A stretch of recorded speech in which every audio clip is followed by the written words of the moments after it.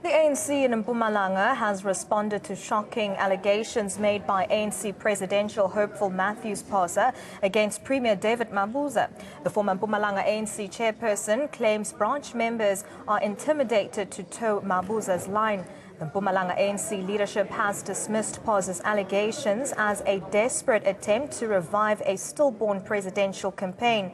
The video on which Phosa bases his allegations is said to have been taken long before the nominations process. Phosa claims that Mabuza used his private militia to intimidate branches to make the so-called unity nominations. He further claims that he lost over 400 nominations in the process. However, the provincial leadership says Mabuza is a law-abiding citizen and Phosa's claims are outrageous. Meanwhile, the timing of Phosa's claims raised questions about an attempt to sway the ANC succession race. And this is how the Mpumalanga Provincial Executive Committee dismissed Phosa's claims as outrageous.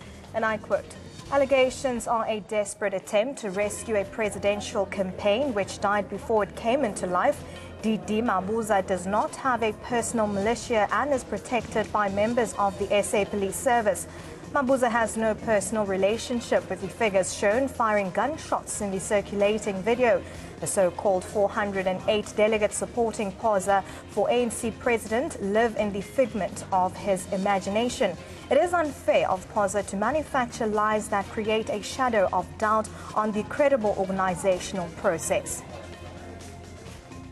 We want to assure members of and supporters of the ANC that the process of the 54th National Conference administered by the PEC was credible and free of violence and intimidation.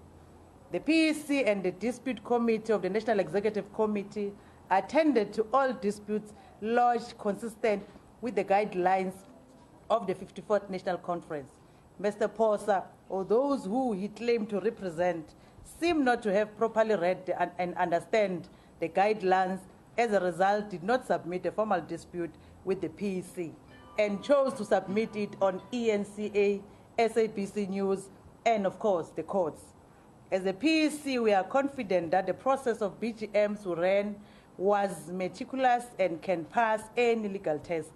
On that day, we were surprised by the visit of the MKMVA at home because what happened, they were coming from a conference.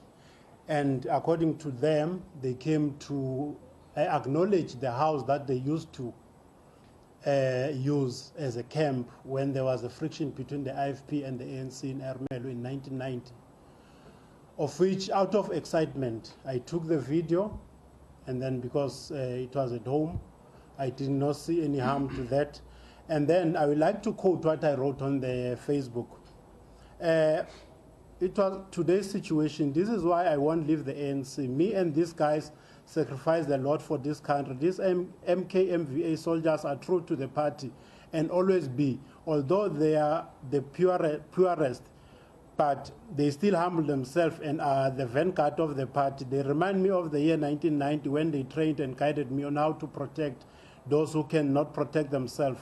This is what I wrote, but I was so amazed to see that the extraction, it was only for the video itself, but not the total situation of what happened on that day.